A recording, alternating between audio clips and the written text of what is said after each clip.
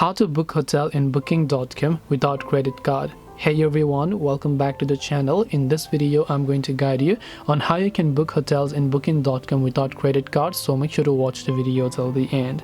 Now, booking hotels in booking.com without a credit card is very simple. You can still book and pay later in the hotel after you reach it. So you can go to booking.com over here and then you can simply search for some of the hotels that are basically available out here. So once you tap the search option here, you should be able to go ahead and then find out the nearest hotels. Now here you can see some of the hotel offers you a feature that says reserve, so you can just go ahead and directly book for it by just tapping the reserve option here. Once you tap on reserve option, you can tap on reserve without having to pay for it right now, and now you can see it says no prepayment needed, so you can pay later when you reach the hotel. This way you should be able to book hotel in booking.com without credit card. Hope this video was very helpful. If you have got any more questions, then feel free to also leave them down below. Thank you for watching till the end of this tutorial and see you soon in the next video.